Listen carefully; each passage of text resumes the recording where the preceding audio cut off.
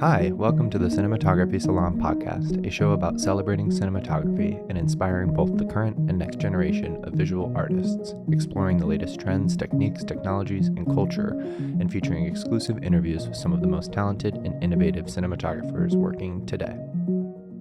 Hello, everyone. My name is Peter Pascucci, and today I'm here with Oren Soffer and Jeremy Truong, who is a fantastic New York City-based producer. Jeremy is the best producer I've ever worked with, I would say. And yeah, we're so excited to have Jeremy on the show. I think of Jeremy and Oren as my queer chosen family. And so I'm just very happy to have everyone in the same room and to dive into some interesting topics about DP producer relationships and everything that Jeremy has going on, past projects, future projects. And yeah, we're excited to have a chat with Jeremy. Hi, guys. It's so sweet being here with you two. I feel like you two are some of my favorite DPs to work with as well, and helps that you're both queer. So Yeah, we're so happy to have you. it's a very sweet moment for me. I was wondering what attracted you to producing.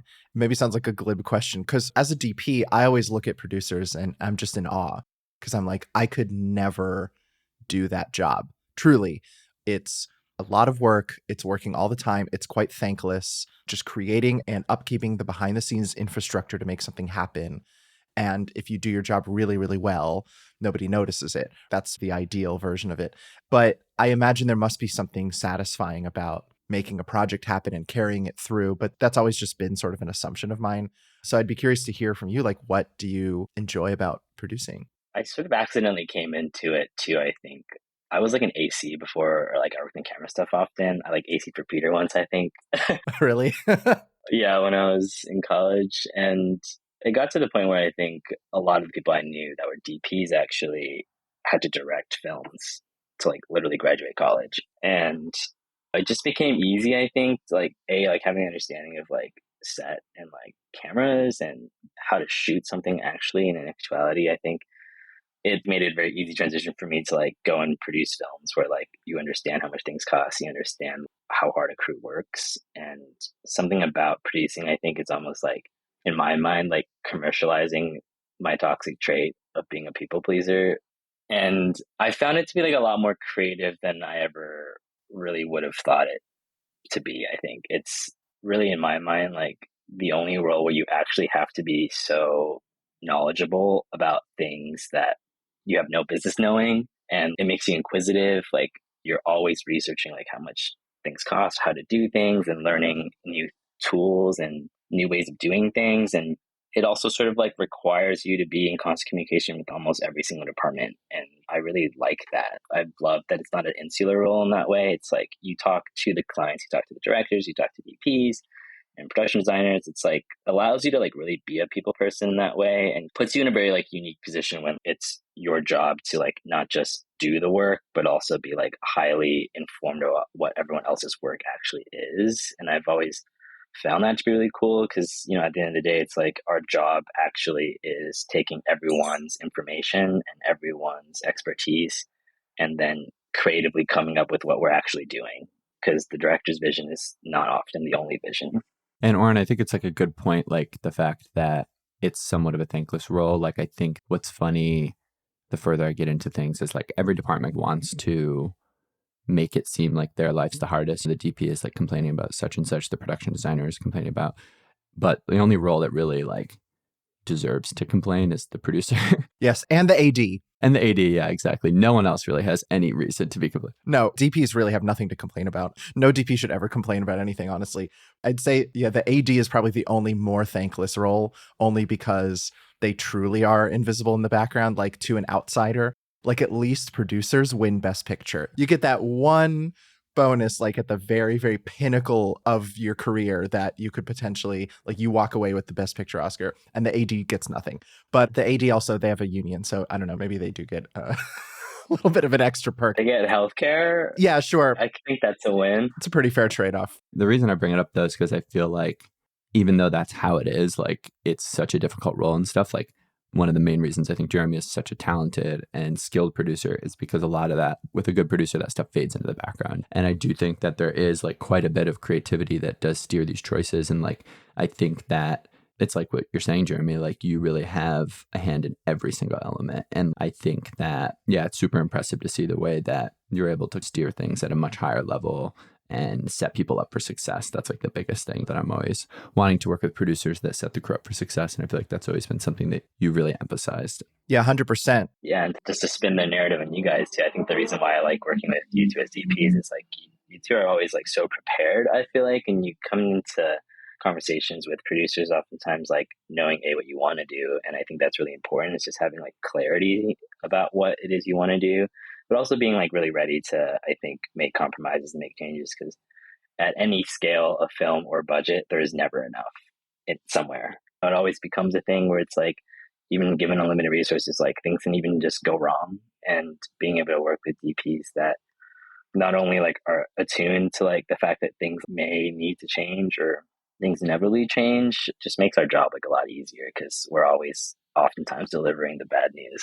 So does that factor into the types of projects that you choose to take on? Because like I have to imagine that a big component of creating that environment is curating not just the projects that you take on, but as an extension of that, also the people that you choose to work with. And that includes the people that you hire and that you bring onto a project, but also just the projects that you choose to take part of, the directors that you partner up with, and that kind of thing.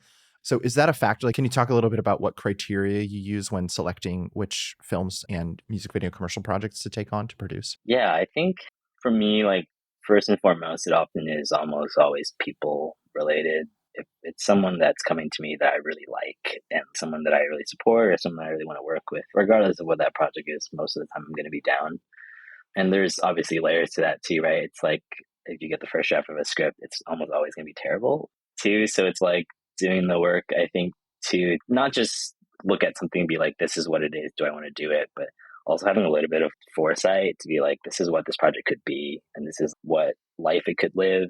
And given the amount of work and given like the amount of people that we know would come on board to like help bring this vision to life, almost imagining like what it would be, I think is a really big deal, because every single time you look at something, it changes. And like just trying to make your decisions off of like what that thing is never going to work, I think. And as a producer too, like when you say yes to a project, I think you have to like think about it from the perspective of like, am I comfortable essentially adopting this project for like 4 to 5 years of my life?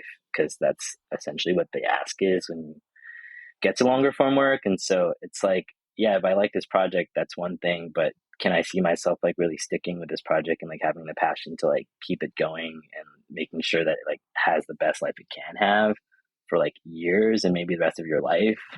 It becomes like one of those things where it's like, okay, I can't really like look at this objectively from like a pure what is the content matter level anymore.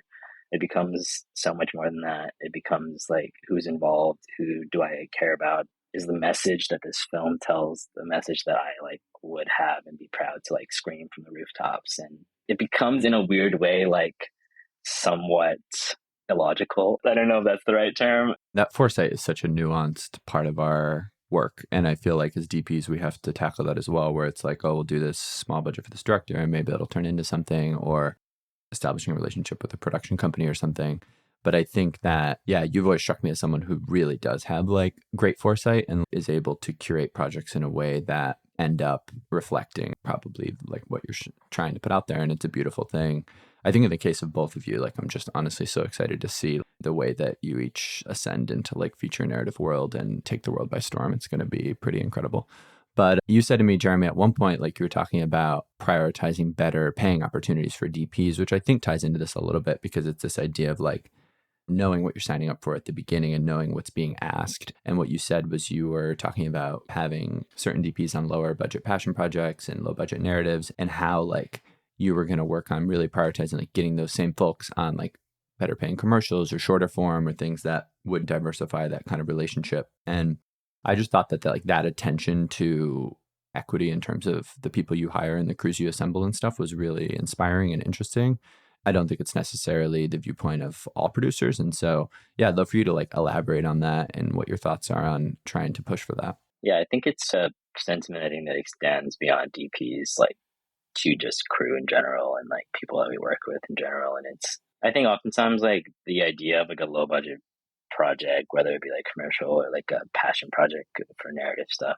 As well-meaning as a lot of it is, it's a quantifiable, I think, resource that we are asking of people to like come donate their time, donate their talent, donate whatever it is that the project needs, like come do something. And oftentimes like the people that do that, sometimes it can be DPs that like are so well off that like just the idea of like doing a free shoot is very easy to them, and like bringing whatever gear they have is the easy route. But oftentimes I think working on low budget passion projects is like you are working with people that are probably from minority groups, people who like don't have the same opportunities or experiences as others, and because of that they're like forced to work in like lower budget tiers or in projects that they rely solely on the opportunity, that like their calling card is that they're cheaper or that they are available.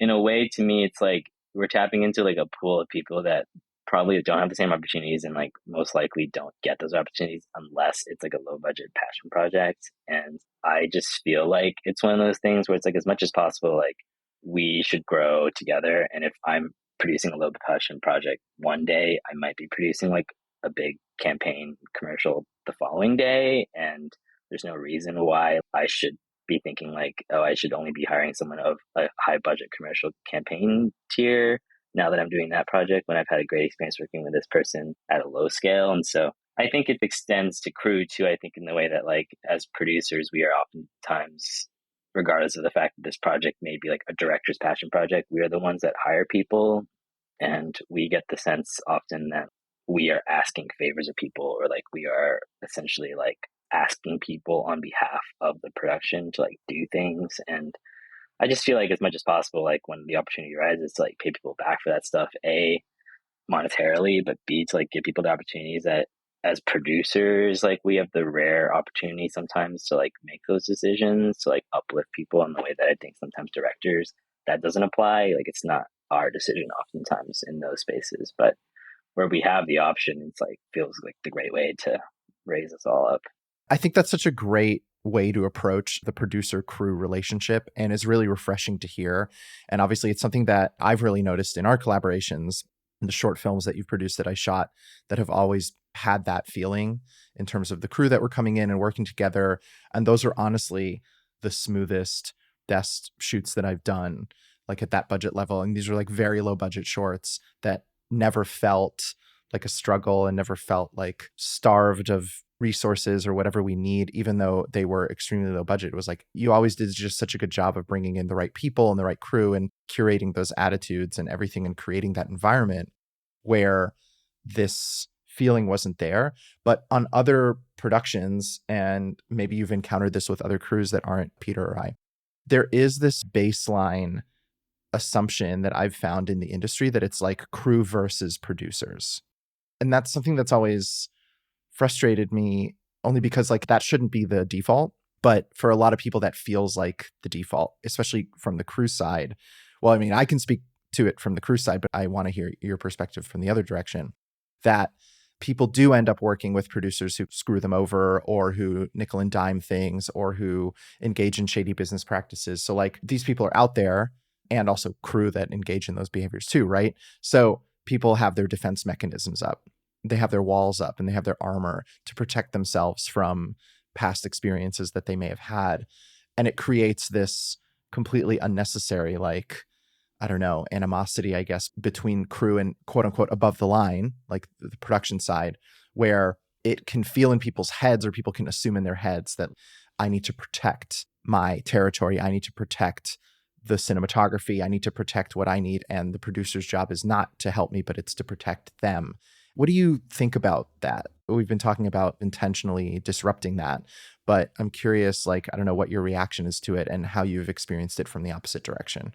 To some extent, I think there's like a little bit of validity to it, just hearing from crew sometimes like how they're being treated, and like just some of the war stories that you do hear from it. And like I also get it too, right? Like sometimes you work on these really big productions and these clients are like breathing down your throat. It's either you get fired or you do the job, which sometimes is terrible for your crew. And I think the sort of idea, I think, that like is sort of perpetuated oftentimes is that like producers work for the client and directors and creatives work for the crew. They are advocating for the crew. and producers working for the client. And I feel like that is the biggest misconception when it comes to like producing, at least at this scale, is that producers are effectively the only advocates for the crew when it comes to the client. And so speaking to that point earlier about being like completely knowledgeable about what it is that every department's needs are and being able to communicate that to the client, you're never going to win the battle where it's like, well, we need like $600,000 more. Like that's not really how it's ever going to go with a client. But in a way, like being able to advocate for them doesn't necessarily mean like, oh, just getting those departments everything that they need. It's making sure that the client like is understanding everyone's needs. And sometimes that's as simple as saying like, we just need an extra body because this is like impossible and unsafe, or like whatever it might be. It's like, we are in a way, I think, trying to dismantle the idea that like crew shouldn't feel protective around us. Like they should come to us with concerns. They should come to us with all of their needs and their desires. And they might not get all of those desires, but we need to know like what people want and need in order to like make the decisions ultimately. Cause it's one of those things where like no one really knows what's going on the other side. There's so much opaqueness when it comes to that, and like client needs are opaque oftentimes to crew members, and like it becomes one of those things where it's not a passive endeavor. Like producers need to make the active and very oftentimes difficult decision to like stand up to clients or stand up to directors sometimes about like what is and isn't possible. And like oftentimes the shoots that you're talking about where things are under researched, people taking advantage of, is when producers promise things to directors or clients without ever consulting the needs of their crew. And like then you end up in this situation where you've promised more than you can deliver, and it just has to come out of the crew's livelihood effectively. I'm curious, like brass tacks, is there some way you approach that, creating that environment beyond just through your actions? Like, is this something that you think should be like better communicated up front during the hiring process, or something like just to clarify to everybody, like, listen, we're all working together here. This is what I need from you. This is what I'm going to provide to you. How do you keep things collaborative in that way and like set the tone up front? Because I think maybe that's where a lot of disconnects end up happening, is like people come into projects with their preconceived assumptions from their past experiences. So like if somebody has just been screwed over by a producer, they're going to be extra defensive coming into a new project working with a completely different producer. Or somebody had a client run over their dog, so they're just going to be really, really aggressively like defense mechanism around client or around directors or whatever it is. Like everybody just brings in their own past baggage. It's like, do you do anything to like reset that for crew coming into a project at all?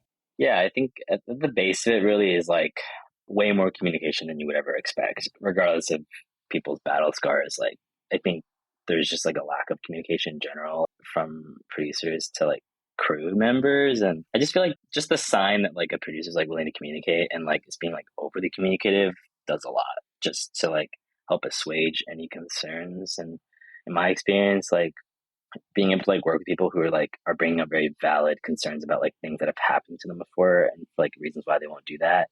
I think the best thing to do is like acknowledge, yeah, I understand like why that makes you uncomfortable. We won't do that.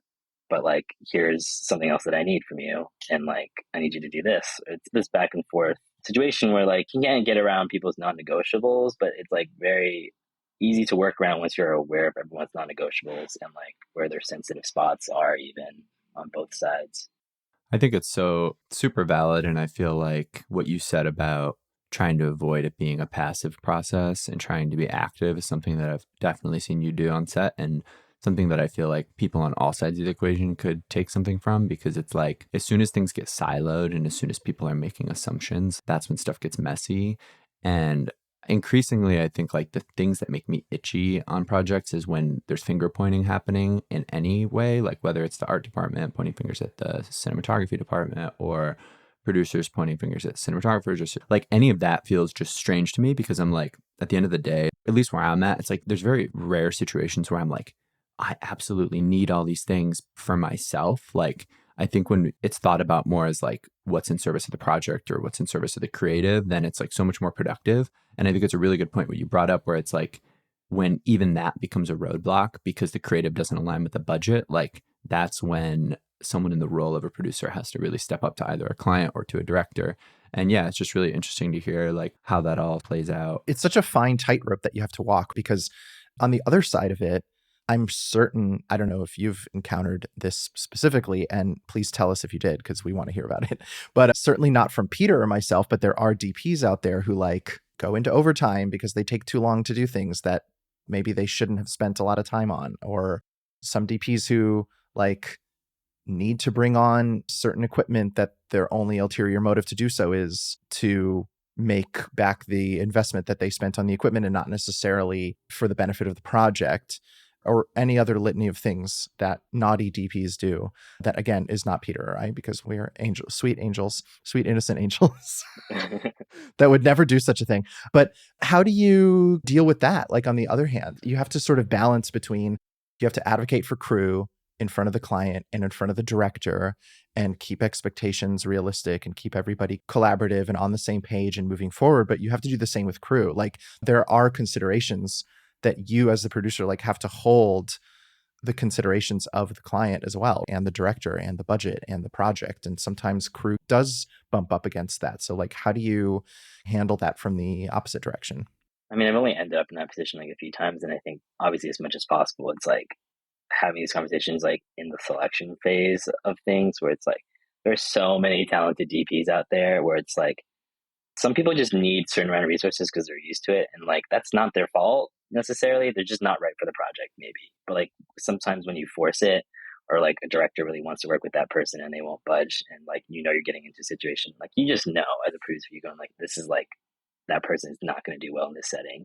You end up in a place where you are in that place that we talked about earlier, which is like there's a lot of miscommunication happening. It's like we are aware of the scale of this, and they are assuming maybe like a certain scale of this that is not possible.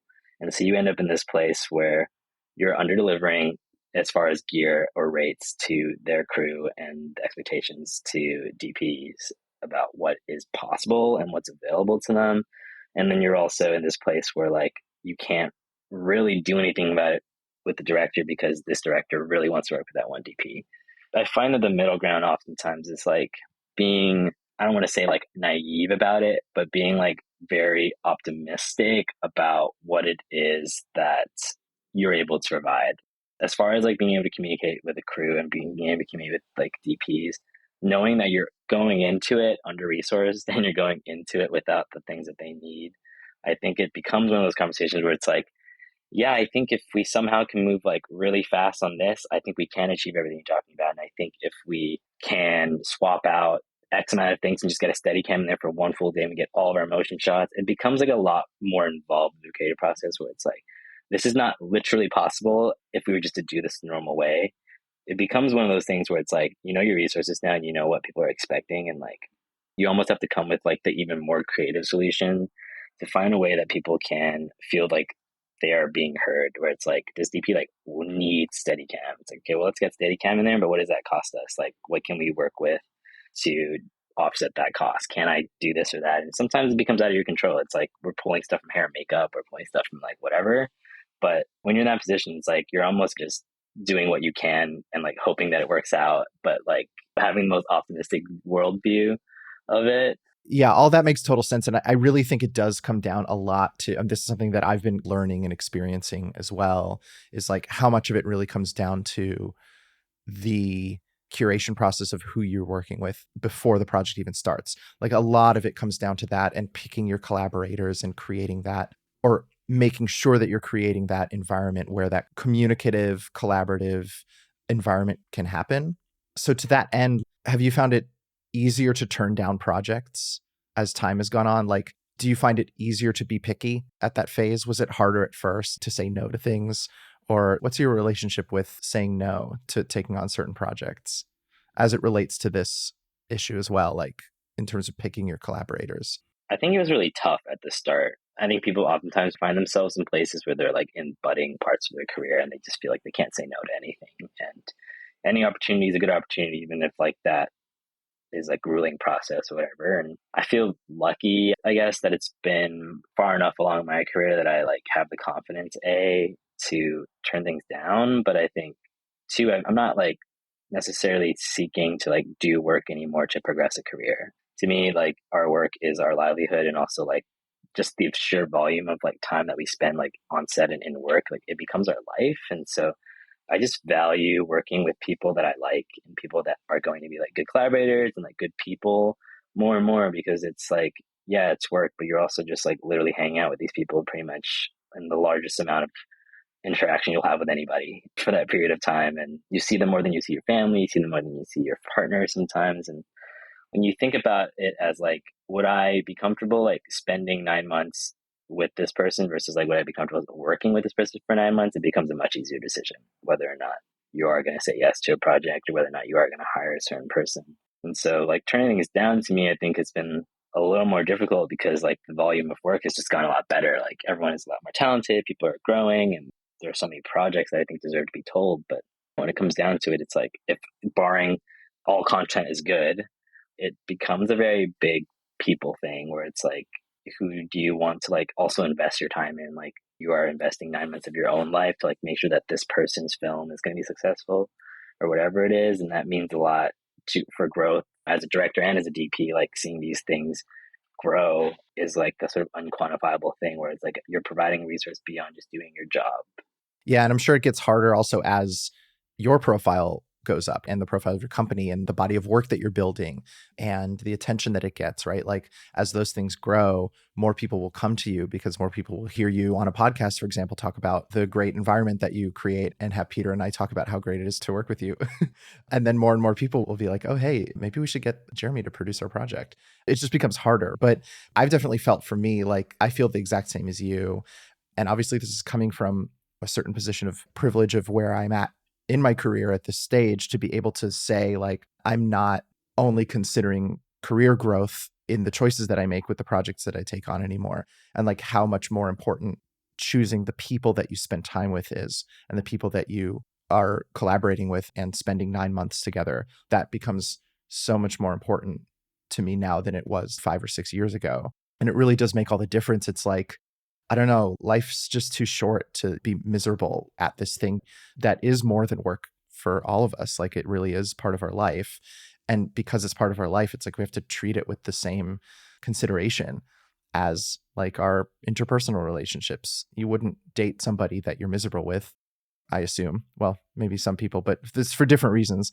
And I think the same applies here. And it's really great to hear that that motivates you as a producer as well, because I think that these people find each other, like we find each other, that the crew that are looking for that kind of experience, the producers that are looking for that kind of experience, and together we create an environment that to me is like the ideal fertile ground for creating good work and satisfying work, and have it be something that's fulfilling and not draining and not a detriment to our lives, but something that enriches our lives and our careers. I think it's a gut feeling too with the kind of people you surround yourself with and the way that projects unfold and like what the feeling is throughout it and after it, in terms of then how you want to like replicate that. I'm like doing a fashion campaign right now, and I'm like reminded of like, even within these sections of the industry, there's nuance in like the way people act. Like with fashion, there's like this whole separate set of challenges. And like in the case of this project, they're like, there's so many high expectations and there's a lot of like fashion people. It's just a lot, but it's just funny how, yeah, you have to navigate all that stuff. Jeremy, one question I had, just circling back to the idea of selection, because I think that's really interesting. The fact that at the end of the day, these problems need to be solved well before they turn into these issues that we're circling around. And so I'm curious if you could speak to, and you can be sort of as transparent as you want about it, where maybe you've seen instances of red flags, like when selecting a cinematographer. And like we've spoke to some other people on the show where it's more from like the cinematography perspective, but like when they hire operators and stuff, like it was described in a way where it was like, oh, if the operator wants to be the sole conduit for camera movement and for framing and everything, then to this person, that was somewhat of a red flag. Yeah, I just found being able to peek behind the curtain of their thought process of selection was really interesting for me to hear. And I'm curious if you'd be down to talk at all about any instances where maybe you've been able to either pivot in a direction that then was good, or maybe one where you knew that it was maybe not going to go well and then it didn't, or any insights there. I think the tricky thing as you like scale in your careers, like both as producers and DPs, is just like working with like a higher caliber of talent, and that like comes with it maybe like a host of issues sometimes, whether that be ego or whether that just be like resources. Like I think like something that is important in selection is like not mistaking confidence for ego. It's important to understand, I think, like when someone's like supremely confident about what it is they want to do and like what they're capable of doing versus like what is being motivated by ego. Cause I think that's the biggest red flags for me. Like you can go into conversations sometimes and you can communicate and over communicate like what it is that you have and what it is that you need from them and like what it is that creative needs from them. And I think in that first conversation, in terms of receptiveness, it goes a long way in deciding whether or not someone's a good fit, because we're not like looking for someone to fit the mold exactly, but I think it's seeing someone who's like confident enough to like stand up for what they feel like is required or necessary of them, or like creative choices that they're going to make, but also like a receptiveness and a willingness to like hear what it is that is maybe different than that idea, and maybe what it is that like doesn't align with that idea sometimes. 100%. It's very telling, I think, when DPs go into conversation and like they have their thoughts for like what it should be, but it's completely immovable.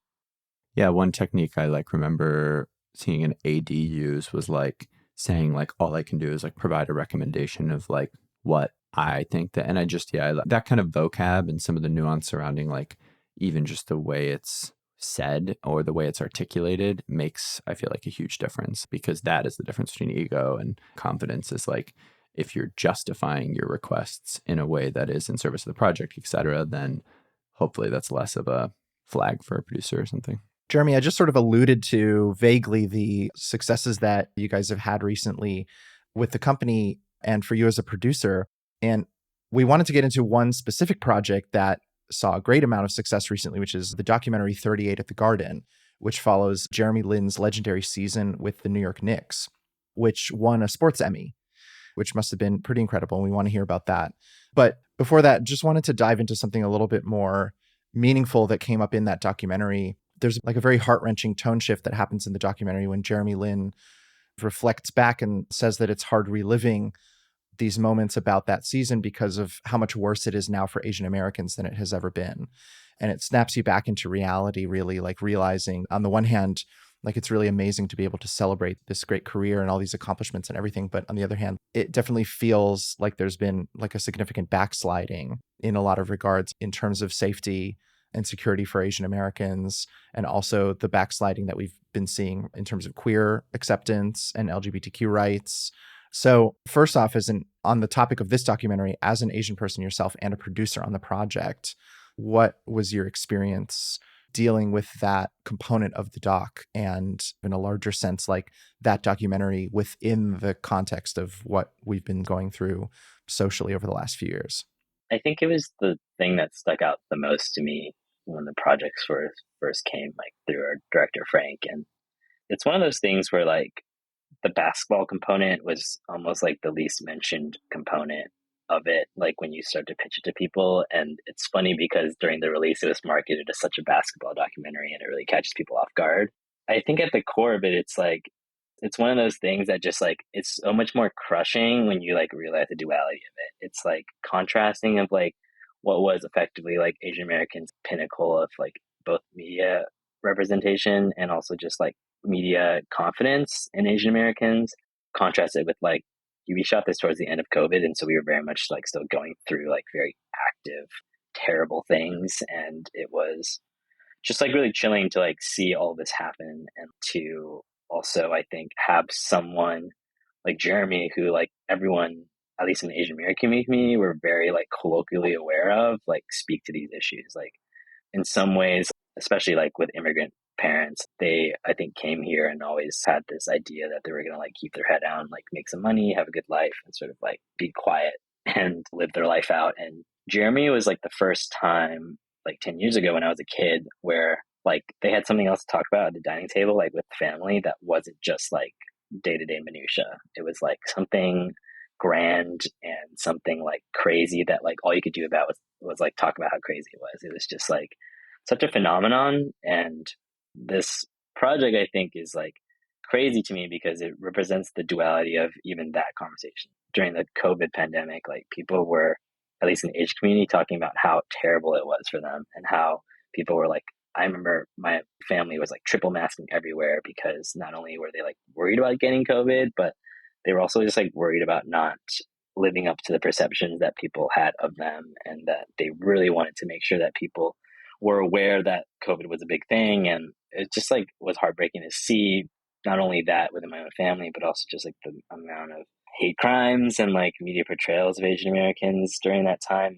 Getting to work on that was a really healing experience, actually, I think, for a lot of us, because we were hearing not only from Jeremy, his experience living such a triumphant moment, but also his reflection on like the current media climate. And similarly, like we were interviewing, and it was a very deliberate choice, I think, from Frank to like basically interview really like successful Asian people in their respective industries to like talk about what it feels like to be at that level of success and still realize that like the Jeremy moment was still the most big moment in their life as an Asian American. And just getting to do that, I think, was really special. Like we had a dinner like the night before the Emmys where we just like had no expectations other than just being incredibly proud of the fact that like it's all people of color sitting around this table, and like we did this story that felt like really important to us. And it was just, I think, one of those rare unicorn projects where like everyone's just like happy to be there, feels so passionate about the project. And also, I think in a way, like we're very unaware, I think, of the profound impact it was going to have on like the larger Asian American community when it came out. It was a short film. You had no idea it was going to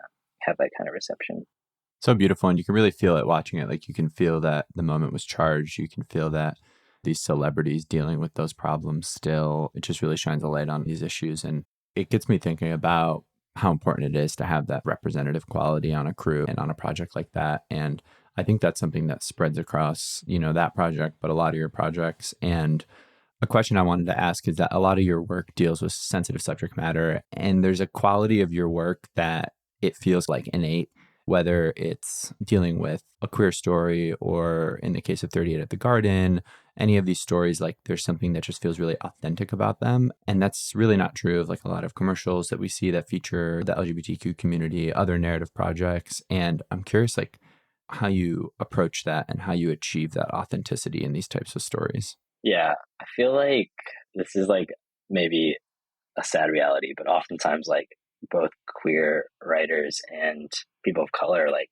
just have a tendency to like write to their own lived experience, and it's oftentimes these super authentic, sometimes heart-wrenching, sometimes like very personal and like devastating personal stories. And I think like a lot of what gravitated me to producing like narrative stuff to begin with was like people were effectively like coming to me with these like super vulnerable stories that they were wearing on their sleeve, and like they're like asking you to basically like shepherd this piece of them into the world. And it's like cathartic and therapeutic in a lot of ways, but it's also a lot of pressure to bring someone's story to life. And also like sometimes that could mean like cutting out very real things about their life that are not cinematically interesting. And it goes to show, I think, like how important it is to like have common experience and like have common lived experience. Like there really is nothing like lived experience as far as like being able to like be empathetic with people and being able to like understand where people are coming from. And I always try to approach like those sorts of like sensitive topics from that place where it's like,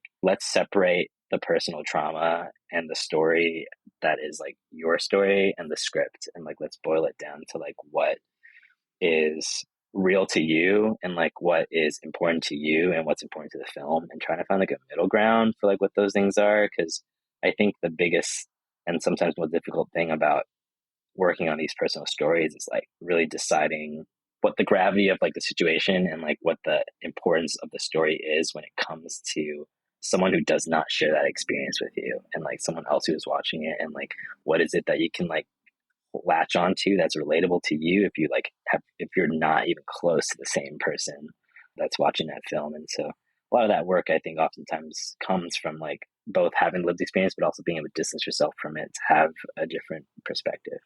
Wow. Yeah, I think that's super brilliant. I've seen you go through that process of trying to boil down a project and trying to discern what is the core thing and yeah, what has universal emotional appeal. And yeah, it's really impressive. I love the way that you put that. I know that we don't get into this to win awards, and that's just the little cherry on top for all the hard work that we do and the meaningful work of telling stories and telling authentic stories and all that. But I do want to hear a little bit about what it was like winning the Sports Emmy and just the overall experience of that and just what it meant to you and the crew of the film, considering how, as we've been discussing, like the movie had such an important personal role for you and the people who worked on it. So I imagine that it must have been a cathartic moment, and we'd love to hear more about it. Awards are always conflicting like that because you would love to have them, but like just even having the hope of having one makes it like more crushing when you don't get it. And so it's one of those things that I have an ambivalent relationship with. But awards are cool, but they're very validating. But I think more than that, they provide a platform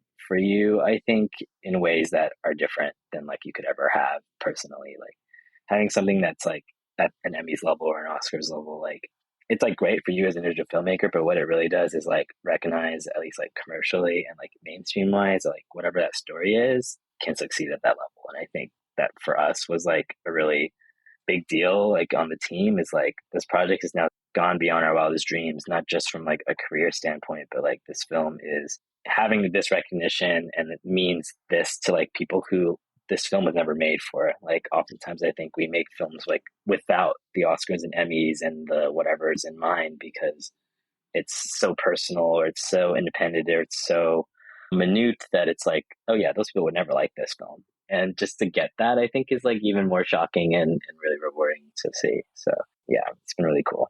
Such a great point. I think circling back to identity and lived experience, I'd love to hear about what motivates you to be open about your sexuality, both on your website and just in the work that you do, and how it informs like this goal of telling stories that are both very personal, but also have an emotional impact on a wider audience. Yeah, I think for a while, at least early on, like it was something that I was really scared about. And like for a long time, I think even just as queer people in life, like being openly gay was like a big fear beyond the repercussions of career, beyond the repercussions of like what that means for you, like financially. It's just like, just the idea of like being so proud and open about it, like it was just something that I never thought about as a kid. And like, I think over time, what I've learned is like, not only is it not a terrible thing to be scared of, but it's also been like a very empowering thing. And it's like something I'm very proud of. And I think putting it so openly lets people know that you're like proud to be gay, but I think signifies to people that are queer and like other collaborators that are queer that like, you have the same lived experience. And I think that's like really important when it comes to collaborating with people. But in addition to that, I think it's like, it signifies in my mind, like, this is the kind of work that really is passionate to me and like stuff that I really care about and not something that I'm scared about being pigeonholed for. If I can only do queer content forever, I do it. I feel like it comes full circle too with this conversation of like, who do we want to spend 9 months with? Who do we want to follow in our careers? Life's too short. Like, what kind of sensibilities do we want to be surrounded by? And I love that you think of it like a superpower and you think about it as something that actually, motivates the projects you're choosing and the stories you want to tell. I think it's a bit of a law of attraction thing. Like it's just such a great signal flare. For me, at least, when I see something like that, I'm like, oh, I'm going to get along with this person. Like, this is going to be great. I did this. It was called Queer Behind the Lens, just a panel at my agency, UTA, and they had a few queer creatives. We had a costume designer and myself and a choreographer and just some other clients. And one of the questions they asked at the panel was basically, have any of you had an experience like working on a majority queer shoot? And what was that like versus the default, I guess? And obviously, I've had that experience with you, Jeremy, on a couple of the shorts that we did, especially Catalina. And it really just is such a different vibe in a good way. And I don't mean this to insult anybody who is of a different sexual orientation, but there's just an energy, like there's just such a familiar energy on a set like that. So when you put that out there and create like a permission structure and an environment that attracts people who want that energy, who know how great it is and how collaborative it can be and just comforting and relaxing, it really does make a difference on the on-set experience. I feel like a lot of queer people don't realize, despite being like openly gay and being very proud to be gay, like film sets are, I think, a very like heteronormative place. And we inadvertently wear these masks, I think, where we like are more butch than normal maybe, or like try to present as normal as possible in ways that are like unexplainable. Like I'm not ashamed about it, but it just creates that environment. I think when you're with queer people, it just like everyone kind of let their walls down and like it just is a more relaxing environment. Can you tell us a little bit about the project that you're currently working on that's on this topic? Yeah, I'm working on a documentary about the Fire Island Pines, which Peter actually came and worked on for a few days. Oh, amazing. Yeah, which is really fun. It's obviously like a fully queer island. It's like a homonormative place, and I like didn't know a bunch about it when we first started doing the research for it, but I fell in love with it, I think, over time, because you see like the mass effects of what I just described there.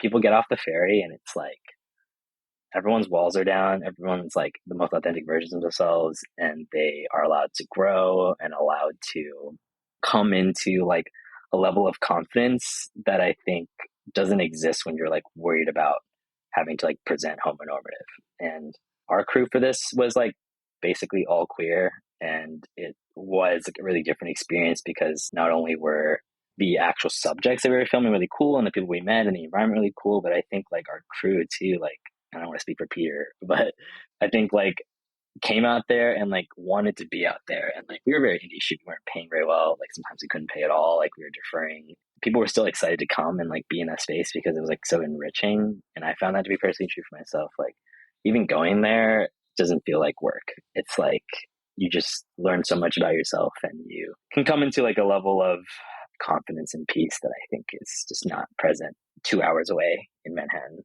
Yeah, talk about an all queer environment where not only the sort of crew and the people involved are queer, but the entire island's queer and the business owners are queer. And it's, yeah, that was a really special experience for me. And it was honestly one of very few times that while behind the camera, and I was just operating on this, but while behind the camera, definitely got very emotional interviewing some of the legendary older folks on the island who are in their 80s and who have a ritual. In the case of this one man, has a ritual of walking on the beach at sunset every morning to kind of honor the deceased friends and lovers and relatives of his that died during the AIDS epidemic. And yeah, it was like heavy stuff. And it just starts to paint a picture of the rich and beautiful history of gay culture. And it's super cool, Jeremy, that you're spearheading this. And I think that people are going to love it because I think that another element to this is that from the outside, Fire Island is this very mysterious thing that in a lot of ways you're sort of showing to the world, which I think is really special. Yeah, I love that. Jeremy, we're sort of getting close to the end here, and I wanted to hit you with just one final, like, very big picture question, so forgive me. Just to tie everything together, I want to hear what you think about this. I've certainly, and I'm sure many people have been thinking a lot about what the future of our industry looks like over the last couple weeks. And everything that we've talked about in this interview ties into that for me. What are the projects that we choose to spend our time on? Who are the people that we choose to spend our time with? What does that future that we're building for ourselves look like in terms of pursuing this as a career, but also as a part of our lives that feels intrinsic and inseparable? And then also this larger conversation about like the relationship between us, filmmakers, crew, producers, and studios or clients or whoever, the mechanisms that make the industry financially possible, but that we obviously have been going through a bit of a tough time with over the last couple of weeks and months. And you as a producer, I feel like, as we talked about earlier, like at the nexus of that relationship. You're like right on the fulcrum of crew, filmmaker side of things and client studio side of things. And I think one thing that's always bothered me a little bit, even going back to the IATSE strike, but I also see it come up now, is that sometimes unintentionally, I don't think anybody is doing this on purpose, people couch the language that they talk about as like, oh, it's us versus the producers. Like it's writers versus the producers. It's crew, IATSE, whoever, versus the producers. And I've seen producers respond to that and say like, hey, the studios are not producers. Like the studios are corporations. We producers are filmmakers. Like we're with you. We support you and we're in solidarity with you. And not only that, but like producers don't even have the protections that you guys have, that you're fighting for. You don't have a union. You work 24/7. There's no like delineated overtime and all these other things that we as crew have to fight for, but at least are fortunate enough to have the mechanisms to wage those fights. All this to say, I'm curious to hear about your thoughts on all of that. And where do you see the future of film as an independent film producer who runs your own production company, as a filmmaker, as somebody who feels this importance to tell the kinds of stories that you tell about that are related to your identity and the identity of the filmmakers that you work with, and how that relates to the current struggle that we're having with the studios. What are your thoughts? Big question. Yeah, just a little one to close it out. Just a softball. Yeah, I think all of those things you brought up are at the forefront of the conversation, which is producers are in some ways like one of the largest variants of like category. There's very small indie producers, there's commercial producers, there's feature film producers, there's producers that are doing like Marvel films and like that level of project. And I think what's difficult about independent producers is that the job itself is like inherently unsustainable. It's not possible to like make a living wage and to have like decent hours and to like be a good person and be successful all at the same time. And there are like bodies of organizations like the producers union that does exist right now that's like aiming to like become a recognized union. And there is like the Dear Producer column, which interviews independent producers and gets insights and statistics about like the general consensus and like actual like rates people are making at this tier, and like people that are considered like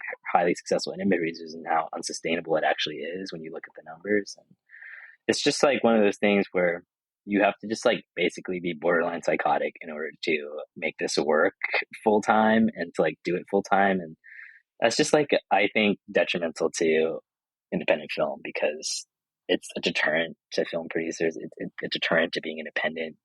And it's like part of the large reasons why I think that there is this like big push towards like fighting against the studios, because there's not a sustainable way to do it any other way. Like there's not really a sustainable way to like finance and produce a large volume of independent film and to get the A-list talent and to like do those kinds of things. And there's not a model to do it.